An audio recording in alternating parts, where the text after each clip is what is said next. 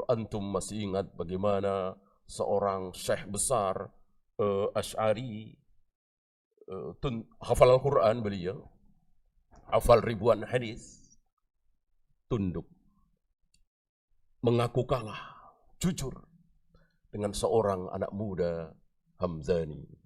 Karena apa? Karena sesuai dengan fitrah. Ketika anak muda ini duduk di majelisnya si syekh ini, di mana syekh itu mengatakan bahwa Allah tidak berada di satu tempat, Allah tidak berada di satu titik. Allah ya di mana-mana, di kanan, kiri, depan, belakang, dan seterusnya. Pakai qala Allah, qala Rasul, pakai dalil. Memang ada dalilnya. Dalil yang tidak sahih, sebagian sahih. Kemudian anak muda yang cerdas ini mengatakan, ya syekh, saya mohon jangan pakai ayat dulu. Jangan pakai hadis dulu. Mohon syekh dengan hatinya, dengan fitrahnya. Dengan apa yang ada di hati, di fitrah yang Allah berikan kepada kita semua. Mohon apa yang ada di hati Anda hilangkan bahwa Allah itu ada di atas. Mohon dihilangkan itu perasaan itu. Syekh ini jujur. Syekh ini terkena syubhat luar biasa tapi jujur. Beliau mengatakan setelah diam lama, kaget. Ya, diminta oleh seorang anak muda Al-Hamdani ini untuk menghilangkan fitrah perasaan naluri yang ada di dalam hati bahwa Allah itu ada di atas. Tolong bayangkan bahwa Allah ada di sebelah kiri Syekh misalnya. Bayangkan oleh Anda bahwa Allah ada di bawah Anda atau di belakang Anda. Tolong bayangkan, enggak sanggup. Enggak sanggup menghilangkan bayangan fitrah naluri bahwa Allah berada di atas. Sebagaimana ketinggian Allah, sifat al-ulu. Bahwa ketinggian Allah tidak sama dengan ketinggian makhluk. Rasulullah itu kan tinggi namanya, derajatnya. Orangnya ya rendah di situ-situ aja kan. Kan menempel di bumi beliau. Ya kalau masalah tinggi kan lebih tinggi Abu Bakar daripada beliau kan begitu.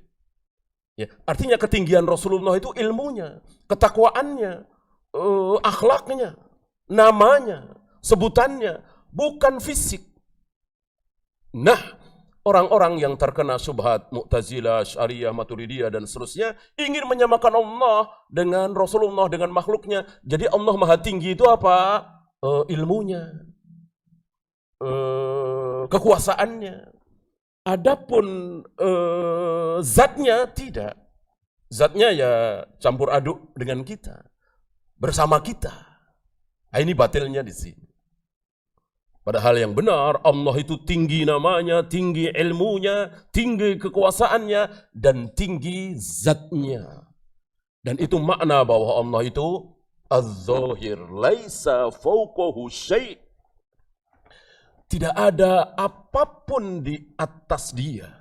Jangankan di atas dia, di kiri kanan dia tidak ada apa-apa. Betul-betul Allah berada di atas semuanya. Sesuai dengan fitrah. Nah, disinilah Ahlus Sunnah datang di tengah-tengah firqah dolal ini mengembalikan manusia yang sesat itu kembali kepada fitrahnya. Kembali kepada fitrahnya. Ya. Maka bisa disimpulkan bahwa yang tidak, dalam masalah ini dulu ya, dalam masalah Allah bersemayam di atas arsy, Allah ada di atas, masih mending yang enggak pada ngaji itu, yang tidak belajar itu, daripada belajar tapi belajar kepada orang Mu'tazilah, Jahmiyah, Jabariyah, Syariah, Maturidiyah dan seterusnya.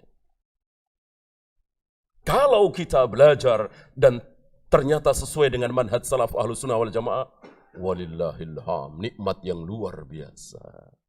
Luar biasa, tentu lebih baik daripada mereka yang tidak belajar walaupun sama-sama tidak terkena syubhat.